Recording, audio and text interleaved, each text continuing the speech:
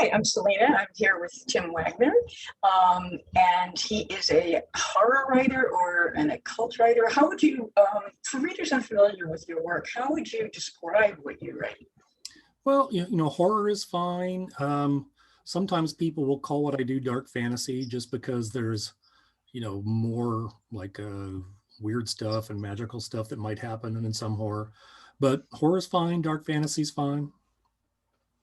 Okay, and what can readers expect from your newest book, or actually from Your Turn to Suffer? Yeah, my perception of what I write sometimes is different than what people say. So a lot of the reviews that I've been reading, they say that it's dark, that it is brutal, which I think is funny. It's a weird word to say brutal, but I've never had that kind of applied to anything else I've done. I think maybe they might mean in an emotional sense because of what some of the characters go through. People will say it's extreme because it does have, a certain amount of gore in it. And of course, they'll use the word weird because I often write stuff that's dreamlike and surreal. So, the story's about a woman who one day somebody randomly comes up to her and tells her, you know what you did, confess and atone or suffer. And she has no idea what they're talking about. And this mysterious group starts to make her and people around her suffer, like in a way of trying to get her to confess to something she has no clue what she's done. And she ends up, part of the story takes place in our world, and part of the story takes place in a very dark dimension where this group, happens to be. And so her life is kind of dismantled and falling apart as she's searching to find out what it is she was supposed to have done and how she might be able to fix it. Interesting. What do you think draws readers to these kinds of books? Well, it for some people, I think readers are drawn to any kind of book because it stimulates their imagination. And for some people, the horror stimulates their imagination in ways that other things don't. Um, I think that horror, in a lot of ways, it's like just the concept of darkness is a great blank canvas for people's imagination to kind of paint on and wonder what's there. Um, but on a deeper level, stories that deal with dark things, deal with fear, and they deal ultimately maybe with death. And, these are things that we have to deal with in our own lives. And I think that, horror gives people a safe way to kind of explore these kind of things and even explore like darker impulses we all have as human beings that we work hard, not to, to come out or not to come out in a way that would be harmful. And it gives people a chance to kind of, do that sort of in a virtual way. So I think that those kind of things, and some people just have fun. Some people like roller coasters and some don't. I hate roller coasters. I can't stand them. But some people love the kind of thrill that they get from them. And I think that a lot of people, just depending on the genre, they get a similar thrill. So, and I think some people just get that from horror. Mm-hmm. Yeah, so it kind of, it's happening to somebody else and not you, so it's okay. There's a buffer to it. You might not want to read a nonfiction essay about somebody who's been through something horrible, or to watch an interview with them because it's too real or maybe too intimate. But when you tell a horror story, it's got only the buffer that it's happening to somebody else. But if it's, there's any level of unreality to it, that helps. So if there are ghosts in it or there are monsters in it, and that that's an extra buffer from reality, I think it makes it a lot easier it's just like you can't look at an eclipse directly, so only indirectly. And I think horror can allow people to do that. So what was the inspiration for Your Turn to Suffer? That's a good question. A lot of times what I'll do is if I run across an interesting phrase or an idea pops up into my head or whatever, I'll just jot it down like in the note function on my phone. And then when it comes time to look for a story to write, I just kind of go back through and maybe pick some stuff out of there. And I don't remember where I heard Your Turn to Suffer. I just wrote it down. I have no idea. There's just something evocative in that phrase, I think. And that's why I wrote it down in the first place, I'm sure, because I run across stuff like that all the time. Sometimes it's in a line of dialogue in a movie. Sometimes it's a bit of a poem. Sometimes it's something somebody says. Sometimes it's something I mishear, where one or two of the words I hear wrong, but the thing that I hear is a really cool concept or idea. So I put it down. So, when it came time because at this point, my publisher I've worked with for a while. And so, I can just pitch ideas to them and then they tell me which ones they might like me to develop. And so when it was time for me to come up with the latest rounds of pitches, I just, went through my idea folder and just kind of picked out some, and Your Turn to Suffer I thought was a really good idea. And then I made up a story to go with it.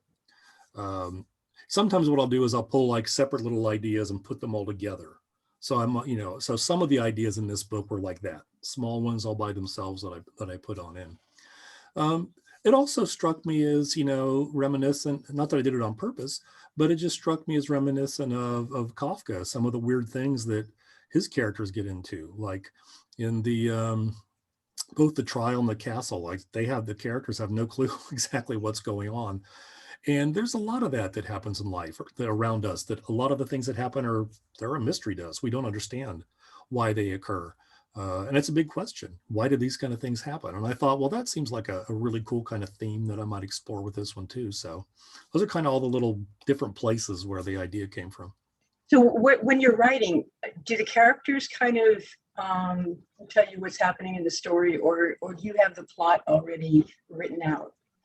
Yeah, it's about half and half. I usually have, because if you do like work on a proposal with a publisher, they usually want you to have some kind of outline.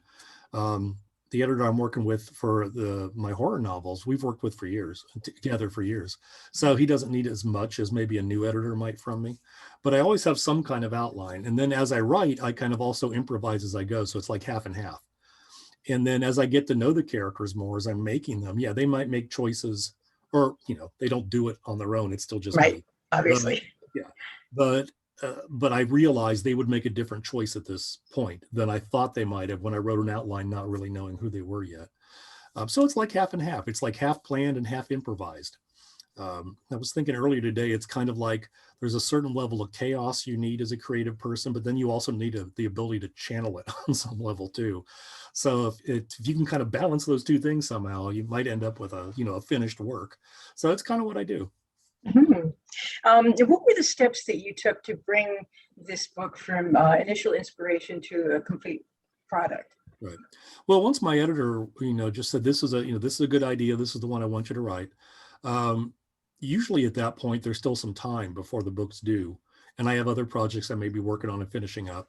So some time can go by and before you sit down to actually write the book. And that's weird because you look back at this idea and you're like, why did I come up with this?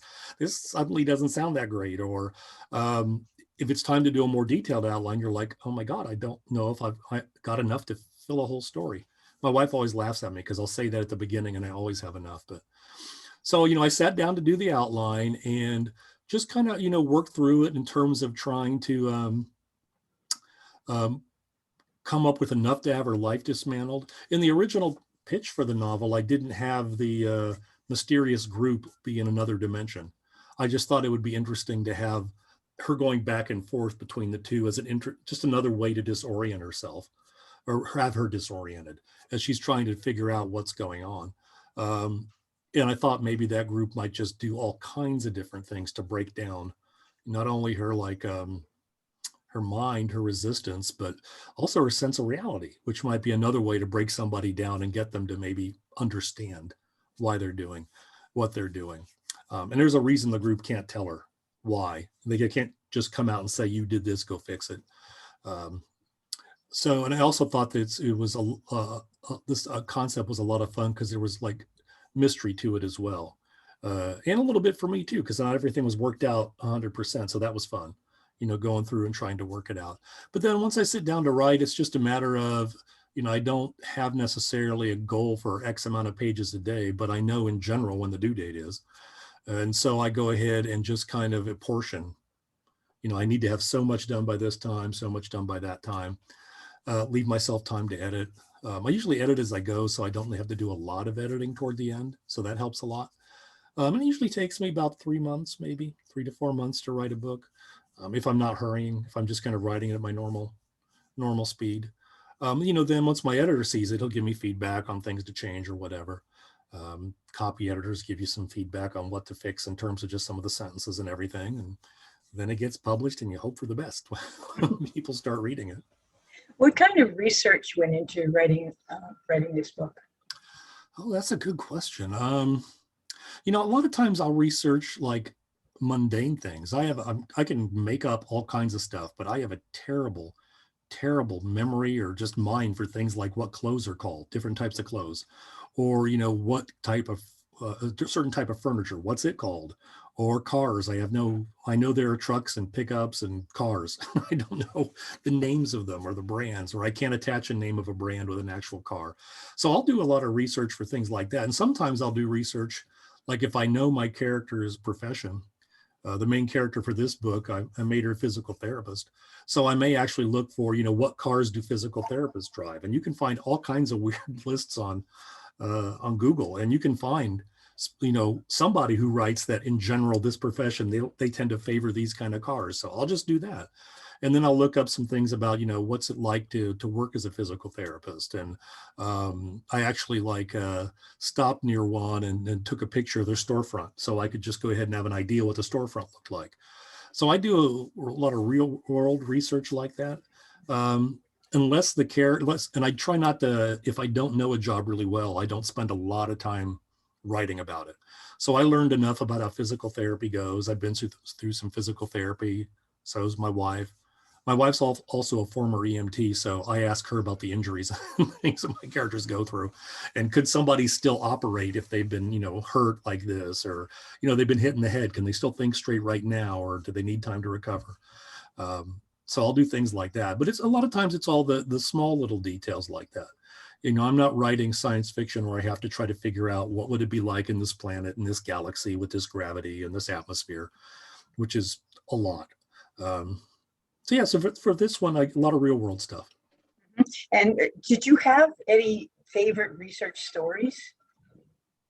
You mean just in terms of like what the kind of thing that I researched that I thought was really interesting about? Yeah, not necessarily from this book, but from any of the Oh, books that you've written. yeah, there's all sometimes writers will do research just in general. Years and years ago, I was at a World Fantasy Convention in Baltimore, and it was on a harbor where they had a submarine just docked, and you could go through it. And a bunch of us, we writers, we were excited to go through it because not only is it a sub, and we've never been, walked through an actual sub, but it was a chance to get like a tactical experience about what it might be like to be on a spaceship, because they probably wouldn't be like Star Trek with all kinds of room. Space was pretty, inside space in the ship would be at a premium. And so it gave me a sense of what it was like. And so I could touch things, I could smell what the metal smelled like, and like oil for the various things. And I saw what it was like to have to duck and move around, because I'm a little over 6 feet tall, not necessarily the best environment for me to move in, especially fast, if I had to run from one end to the other.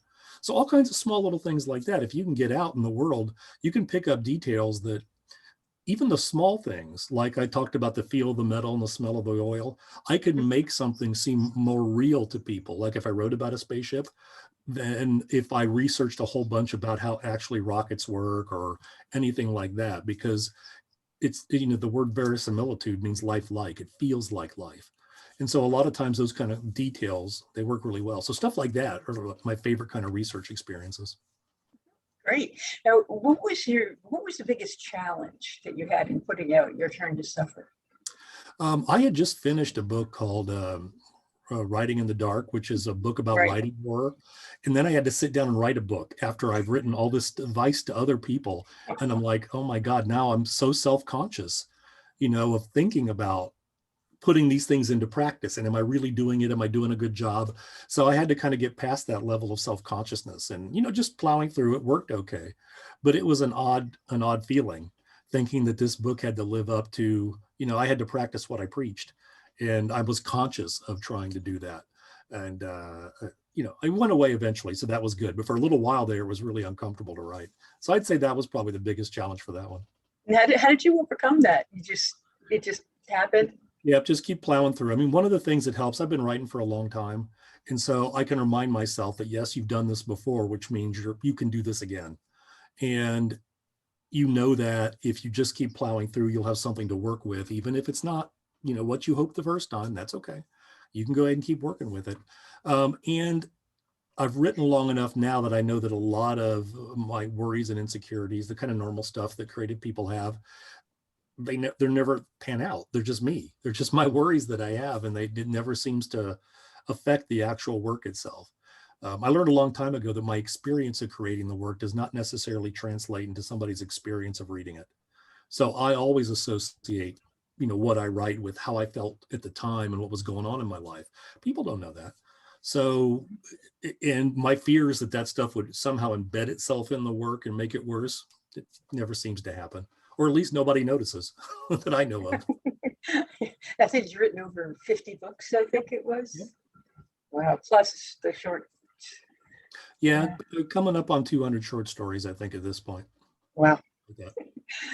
Okay, now what is there a character that you particularly loved or hated the most in while you were writing?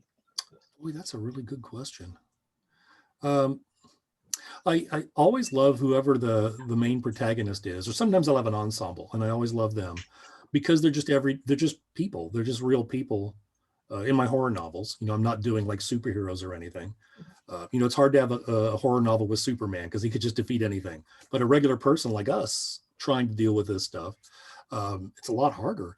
And whenever I, delve into the characters to get to know them, I always like them, even the ones that are just awful, that might be like a serial killer or something.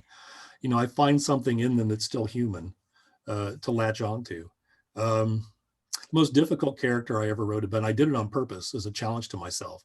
He was a pedophile who had never, ever, ever harmed a child. He was making sure, because he was abused as a child, and victims of child abuse, it's super rare that they become abusers themselves, which I made sure to make clear in the book. But it did happen to him, so he knew what it was like. So he stayed home. He didn't go out.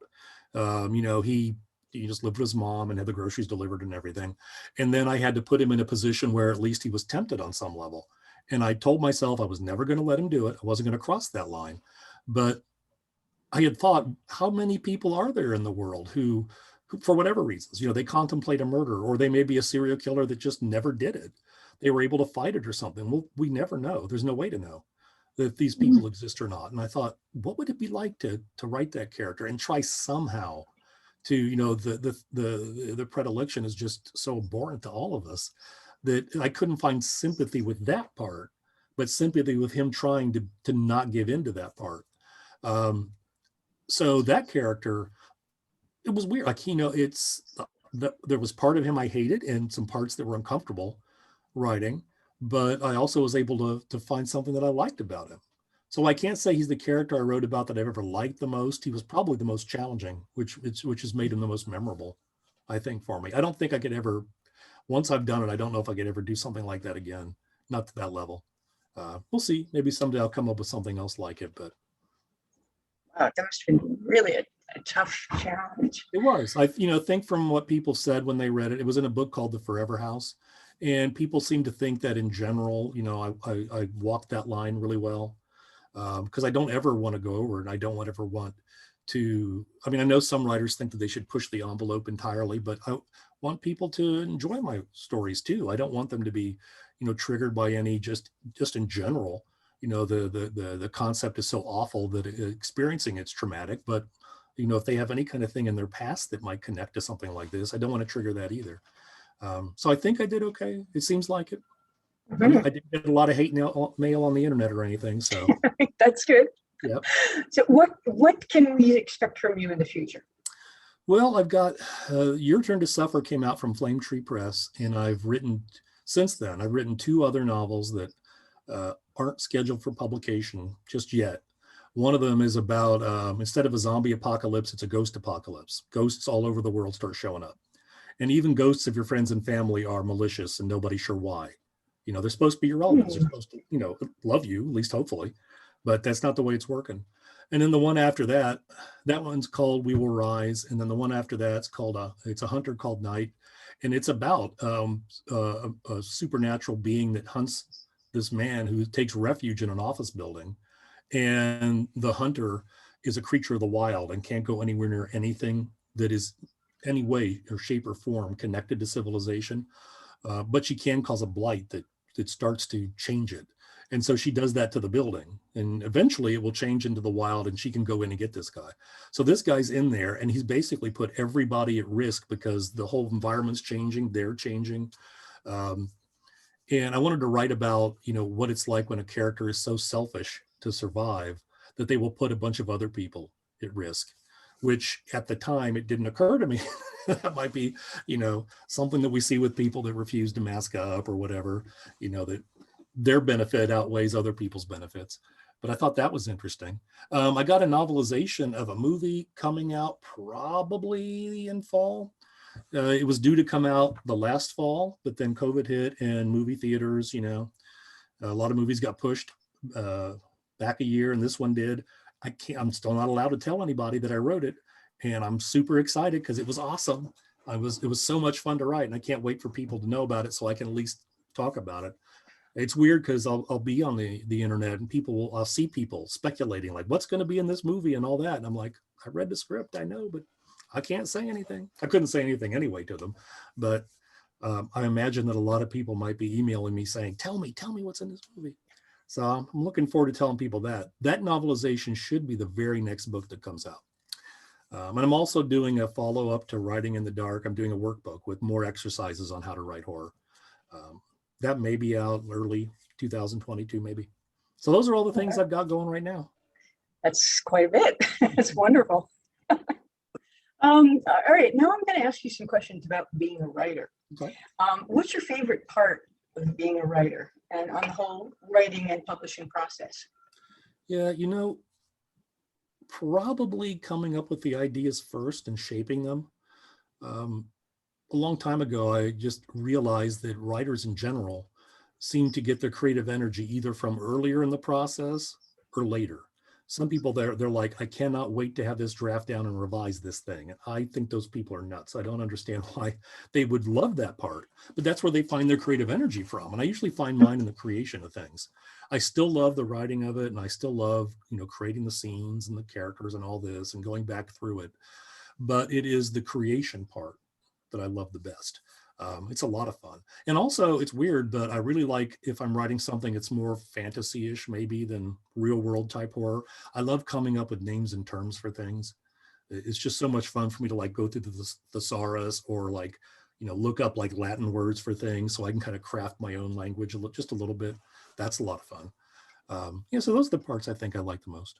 About Great. publishing, it's nice to hold a book in your hand. That part's great, but it's weird because it could be a year or more since you finished the book. And it's almost like you're so focused on the current thing that you're writing that it's a little hard to remember, what's in there. And I love seeing, I know a lot of writers don't like reading reviews, but I read all of them that I can find because I want to see people's reactions. I want this. It's like if I was a chef and I, cooked something, I would want somebody to taste it. And then I could get an idea. How did I do? Do I need to change anything, for next time? So I love to see people's different perceptions. And it's so interesting. Like I said earlier, I was so surprised at the 3 words that keep showing up in people's reviews about your turn to suffer. And I didn't think it was especially dark compared to other stuff that I've written. So I think it's interesting to think about, just how I make something and then what it is when people read it, because what you write isn't real until somebody reads it in some level, because the story exists in everybody's minds. We give people the tools to tell themselves a story when you write. It's like being a music composer. You compose the music, but somebody plays it. What they play it with is their imagination. And so, it's interesting to see the different ways people interpret it. So I love that part of the publishing process. I also love all the connections you make with people in terms of like editors, agents, other writers. I mean, having a community of like-minded people that are just all into books. Anybody who reads, and you name it, it's just one of the best things is just being connected to all of those people somehow. Mm-hmm. That's what most of the authors that I've spoken to are saying. Mm-hmm. It's such a great community. Yep. Yeah. What is the greatest lesson that you've learned thus far in your writing career? The greatest lesson that I've learned. Wow, that's a huge question. Nobody's ever asked me that. Probably, I'll default to something I always tell people when they ask, like, what's your number one bit of advice for writers? And I would say to write with an immersive point of view, because I did this when I started out. I started writing seriously at 18, and I know I did this then, is that we spend, even if we read a lot, we spend so much of our time with visual media as passive observers watching other people do things, that's how we write. And we forget we're supposed to write as if we are this character in this situation, doing and thinking and feeling these things. And it can be really hard for writers when they're learning their craft to make that shift, because well, depending how often you watch something, or play video games or whatever, we're back in that sort of passive observer. I guess video games are a little more active, but we're the passive observer, and it's hard to get out of that passive observer mindset and get into the I'm an active participant, or at least imagine that as you're creating it. So I'd say that's probably my biggest lesson, like the one thing I would tell people to do. Hmm. And that was my next question: is what piece of advice would you give or want to share with other authors? Yeah. And that I would be give it. that. Another thing I would tell people too is that, read widely. You don't just read whatever genre you're writing in. Mhm. So you don't just kind of constantly recycle other people's ideas and works.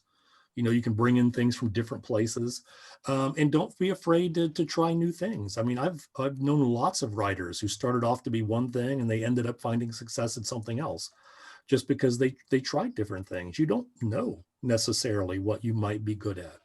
And just because you started off loving romance doesn't mean you can't be a mystery writer as a career, or whatever.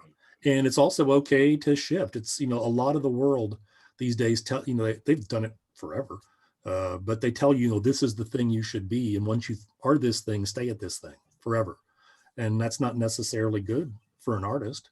And there's so much I see on social media, there's so much pressure to do things a certain way, especially for indie writers. They'll say you have to do this, you have to do that, you have to produce so many books so often, and keep writing and pushing and doing this. And not all that kind of advice does not work for everybody. Some people need more time to contemplate their work and write it, and who knows what. So I just tell people to, keep an open mind, try different things, and listen to any advice that you can get. But don't take it as gospel. I mean, everybody makes up their own writing career and writing journey, just like they make up their own writing. It's not like being a doctor or lawyer where somebody says, here's your career path, here's the way you get your education, and here's what you do once you're in the profession. 100%. So yeah, that's, so I guess if I'm already gave the advice about immersive character, then I give this one next. Okay, well, what has been your favorite adventure during your writing career? Favorite adventure. One of the things that was weird, I've done 4 movie novelizations, where you take a script and you turn it into a novel. And I did one for Kingsman, the Golden Circle. It was a sequel. For some reason, all my novelizations have been sequels to other movies. And writing it was difficult because they gave me and the editor 2 different scripts. And then I wrote a version that was not what the editor thought I was going to do. So she gave me her script and I wrote that version. And then then they were like, no, you're supposed to use this script. I had to write it again. But then when it came time to turn the draft in, this never ever happens with novelizations. I mean, never. But the director said, no, he's got to see the movie before he writes this. And so they flew me out to Hollywood to the Fox at the time was the studio doing the movie, and I met with the head of the licensing products. It could be anything: toys, dolls, movies, games, whatever, books, not movies, books. And he took me to the small little screening room where, it's just where like people who are working on the movie might watch it. And I got to watch the thing, but I wasn't allowed to take my laptop in, so I had to handwrite everything. And the director wanted me to get every single thing in the movie down. So they had to stop the movie for me every couple minutes so I could write stuff down, including the dialogue, and rewind it. It took 6 hours to watch this movie. And I had only had like 4 hours of sleep before getting on the plane, and I was so fried. But it was so much fun because I'd never been to a movie studio before. Or anything like that. I was there for a couple hours before it was time to start. I sat in their little canteen and just watched people come and go. And I realized that, with all the mythology that we have about people who work in Hollywood, it's a cool place to work, but it's just people doing work, just doing the stuff and that was cool to get a sense of what it was really like. And of course, it was a lot of fun to watch the movie ahead of time and everything. Then when I got back home, I had basically 4 different versions of this story in my head. And I said, I'm just going to make my book out of all the stuff I like, of all 4 versions. And I did. And they said it was just fine.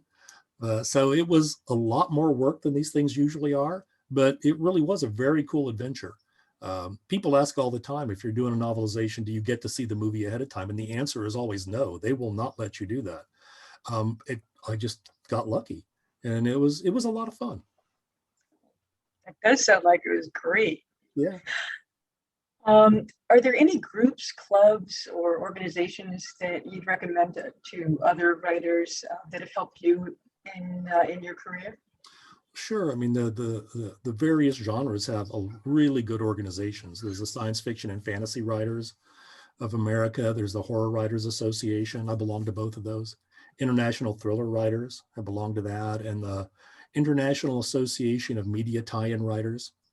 It's easy to remember their acronym because it's IMTW, which is my initials. So I can remember that okay. And then there are other ones I don't belong to, like Mystery Writers of America, Romance Writers. Really, there are so many. As long as they've been around for a little while, they've got a track record, and you kind of look them up and make sure that there's all kinds. You don't need to belong to all of them, but almost all of them now have a lot of cool resources for anybody. It's just on their website. It's kind of an outreach kind of thing that they do. Like the Science Fiction and Fantasy Writers of America, if you go to their website, they have a ton of things. They have sample contracts for you to look at. They've got here's the latest writing scams we've heard of and things to avoid. And I use those things in my writing classes all the time to show students. It doesn't matter, what you write. All those writing resources are good for any kind of genre. And so you don't have to belong to the organizations necessarily to really benefit from a lot of stuff they have to offer. Go visit their web pages and see what kind of, just free stuff they have for you. They got a ton. And you are a teacher. You do teach writing. Yep. I'm a full-time professor at Sinclair Community College. Been teaching there for 20 years. Teach composition and creative writing too. And I taught part-time at various colleges for about 10 years before that. So I've been teaching for a while. So where do you find time to do hobbies and passions and things like that? And what are your passions? Just writing and teaching. That's it. That's it, huh? Yeah. I decided a long time ago that I'd find the things I like the most and just do those if I could. It's maybe if I like whittling the most, I wouldn't be able necessarily, I could do it, but I might not be able to just do that. But yeah, I mean, I don't, people will say, what's your hobbies? And I'm like, what's a hobby? I don't really I don't understand the concept very well. All my life I haven't. If there's something that you're passionate about, as I was a kid, I just did it, whatever it was. So, not really, all the movies and TV shows I'll watch. I don't watch as much as I used to a long time ago because I'm busy. And I think the last time I watched TV and movies a lot was before. Both my daughters are in their 20s now, but once my first one showed up, that was it. And I'm like, I can't believe I wasted so much time in my life just sitting around when you have so little, free time. So I just really don't have any. I have a couple dachshunds. I like them a lot. They're a lot of fun. I grew up with dachshunds, so they're so much fun having around. But mostly I spend my time just teaching and writing. That's everything. You actually just sorry. Fills everything for me. I don't really need anything else. You just answered one of my other questions. Yeah. Was a lot of writers have furry or feathered or otherwise non-human companions to help them through their work or help them or not help them. And do you have one? And yes, obviously you do. Yeah. And do they help you? Or well, they help me in a way that, my wife says that I'm different around them. They bring something else out of me. The animals are, they're so non-judgmental, and you can just completely be yourself with them without any kind of filters or barriers that you might put up. So I think they, even though in general I like to think of myself as an empathetic person, there's been a lot of studies that if you grow up with pets, you're a lot more empathetic just because you learn to be in a way. There's something that's weaker than you. I guess unless it's a giant Great Dane or something, but there's something that's weaker than you that you could harm, that you have to learn to take care of and love. And But they just give you unconditional love too. So just boosting my spirits is a big help. If they were here not right now, they would not be a help because one of them would probably start barking. My wife's watching them elsewhere, so they're not going to interrupt us. But yeah, I think they do help. Plus, they give you different kinds of life to observe. They're interesting in the way that they interact. And my wife, one of the things she does, she works for a raptor rehab center, and she's also a falconer. And so sometimes there are like hawks in our house, or there was an owl for a while. Right now there's a kestrel in the house. And so I get to learn, just watch all kinds of interesting behaviors from these animals. And so those aren't hobbies exactly, but they do feed. I mean, they're part of my life. And I guess my wife's, her passion feeds me as well, because I get to be at least on the periphery of it. So wouldn't count those as pets, but the feathered ones definitely are, they come and go. As some she's training to hunt with her, others she's training so that they can, be good educational kind of ambassadors at the Raptor Center, if they take them out to schools or show them to people or whatever in terms of conservation. So yeah, I guess I got a lot of furred and feathered friends to help me out. Mm-hmm. Great. What is one thing that most people don't realize about you? About me? Mm-hmm. That I'm really shy. In a lot of ways. A lot of writers are introverts, and I've over 30 years of teaching, I can get up in front of a class and I'm just fine. I have kind of maybe a teacher persona a bit that I can use when I'm up there. But sometimes if I'm like at a writer conference, even if there are people that I know and they're like in a big group or something, I find it really hard just to go up and say hi. I don't want to interrupt people. I don't want to, you don't know what they're talking about. What if they're talking about, contracts or something personal? You don't just want to intrude. So I think that like at conferences and things like that, even people who know me don't realize sometimes that it's I'm kind of struggling to find I should go over and talk to them. It's okay. So I still have a little bit of that probably from when I was a kid. I was always a shy kid. So a lot better than I used to be, but I'm still shy. I have to tell you, at least half of the authors that I've spoken to say the same thing, that they're shy. Yeah. It's amazing. I mean, you get all these authors in a room and nobody talks. Yeah, well, if you're there for a little while and you start to feel at ease, it'll work good. I sometimes wonder if that's why, at a conference you see writers in the bar, so they can just, they're not getting drunk or anything, but it's a little bit to kind of help them, take the edge off their shyness a bit, maybe. That's funny. What question do you wish interviewers would ask you, and what would the answer be? What question do I wish interviewers would ask me? Boy, I don't know. I don't know what question. I guess the question I'd never thought of before. You asked one earlier, and it was great because it got me thinking about something that I never thought about before. I did a podcast for the DIY MFA, the Do-It-Yourself MFA podcast. That's a really good book, but the writer of it also does a podcast where she talks to people, and she's a literary writer. So she's like, explain horror to me. And I was like, how in the world do you explain a big genre in just like a kind of a soundbite sort of way? And just by talking with her about that, I came up with a couple really interesting concepts for me and ways to view horror that I've been able to use, not only in my own writing, but in, my how to write horror books. So the question I could never ask myself or think of myself, the one that sparks thought and sparks like new ideas, new ways to view things, those questions. I haven't had one that was like super uncomfortable yet. That would be cool too. If somebody asks you something that, it really, goes into an area that you've never thought that you might, share with people, I think that could be really interesting because of what it might reveal. I don't know, or, what it might make me think of. So I don't know if that's kind of a cheat, but since that's not really an answer, but okay. Yeah, whenever I do have interviews, those are the things that the moments that really kind of delight me and challenge me, and I love them. Okay. What does your writing space look like, and what do you need to have around you when you're writing or editing? Well, you can see it. This is my writing space. Pre-COVID, a lot of times that I would go out to like Starbucks and sit and write. I'd write by hand a lot. Sometimes the ideas just would flow easier. I grew up pre pre to these days, I guess people would say pre-technology almost.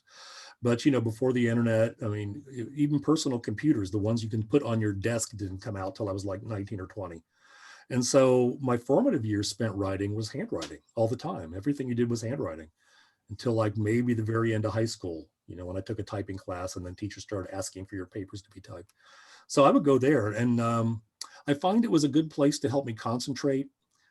I grew up in a household where there's a lot of noise, and I've heard that people who grew up like that, they're called blockers. You need something to block to concentrate. So if it's just quiet, there's nothing to block. And so if I go there, there's just some background noise that's not too loud, a little bit of music, not too loud.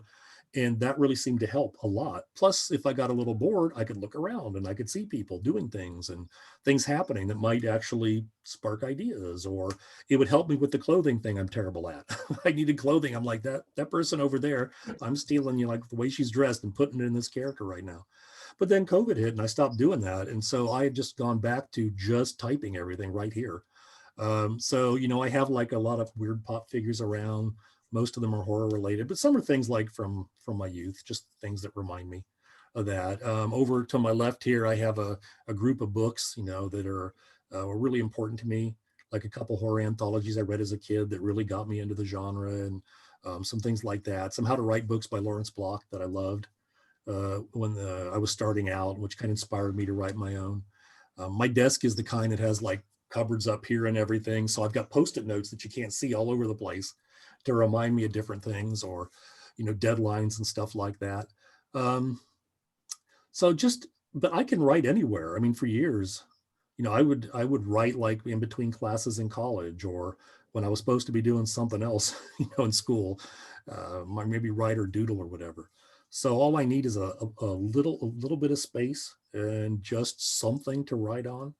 Most of the time, I like having a cup of coffee with me. That's kind of my ritual, I guess, because of Starbucks. I'm used to having a little bit of coffee there. And I usually have a mug that has, like, I have one that has all just quotes from Edgar Allan Poe. That's the one I've been using today. I have another one that says, "You can't scare me, I'm a horror writer." So just kind of, things like that. Right behind me too are like a lot of the books. I mean, everything, the shelves you can see are either novels I've published or anthologies I've had stories in. A little farther over, you can't see, they're all extra copies of books of mine. And sometimes, if you, like I said earlier, sometimes you need a reminder that you have done this in the past, which means you can probably do it again. And it's nice just to see them. Every once in a while, I'll take one down and look at it, but then I'll read a passage and think, oh, that's so good. I could never write that well now. Sometimes it's so good, I'm afraid the editor added it. And I've actually gone back and checked a couple times my manuscript to make sure that I actually wrote that. So it's so wild sometimes to see something that you right now anyway don't feel capable of creating. But it's still, all those things inspire me. Yeah, any kind of like if I have an award or something or a certificate, I'll have it up because I can look at that to remind me too. But if this place was completely barren of anything except my computer and a chair to sit in, it would be all I really need. But all this other stuff helps a lot. It really, creates a place that my mind recognizes as the writing place. And I think that's a big thing for anybody doing any kind of work. If you have the place that gets your mind ready to do it. And so you need coffee. And is there any like food you usually like to have? No, maybe like a little energy bar or something. Sometimes I'll do that. Have a snack. I used to get the pastries at Starbucks a long time ago, but I'm diabetic and I had to quit that. I'm like, when I look at it's been a while, but when I would go and look at the pastry in there, I'm like, oh, it looks so good. But no, I've got my little Nature Valley bar or whatever. That's gonna be enough. So now you were saying about having sound around you. Do you prefer to have music, or do you like silence? Or if it's music, it has to be music without words, or or turned down so low that I can't hear it, like at Starbucks. I don't know why the words, other people's words interfere with my words. They draw my attention. But if I listen to other music, it doesn't. Sometimes I'll listen to music that's like the kind of thing I'm writing. So like if I'm writing a tie-in book, one that's set like in somebody else's world, I'm probably, I got to sign the contract, but I'm probably going to do one that's kind of like a space zombie story. So I might find like some kind of action adventure movie music to go with certain scenes, just to kind of get me in the mood or whatever. But no, I can't do words. I know people that write with the TV on, you know, and they'll put on their favorite movie or they'll put on their favorite series and binge it. And I don't understand how people can write and ignore, especially when the stories are unfolding. It's bad enough when it's just lyrics of a song. I don't know, you know, I'm sure it works for them, but it would just be impossible for me. Hmm. No, I couldn't. Um, okay, I only have two more questions for Okay. you. And one is, where can people find your work, aside from Annie's Bookstop of Worcester? And although, you know, you should totally check here first. And That's exactly right. and I'm going to actually do a little plug here. You can get all of your books at Annie's. We can order them for you, and if you call us at 508-796-5613, we can order the books for you. Okay. Now, where else can you get your books? Just the easiest thing to do is go to my website. It's just timwaggoner.com. Waggoner's got 2 G's and an O in it. And, you know, like everybody else, I mean, you can find everything from there. So that's the best place to go. Okay, great. And the last one is, how can we follow your work and share your awesomeness? Oh, well, thank you. That's a great question. Well, if you go to my website, you know, it has links to a place where you can sign up for my newsletter. It has links to my blog where I write about writing and publishing, not just writing horror, but writing and publishing of any kind. It has a link to a YouTube channel where I make little videos where I just talk about some aspect of writing. I'm on Twitter, I'm on Facebook, I'm on Instagram, so you can follow me there. So just all of those places. That's wonderful. Well, thank you so much. This has been great. I appreciate your taking the time to talk with me today. Thanks so much. I had a great time. Great. All right. And hopefully when this COVID thing is all over, we hope, maybe you'll drop by our store sometime. Yeah, I would love that. Yeah, that would be great. Okay, well, thanks a lot. And we will hopefully see you. Okay. Bye-bye. Bye.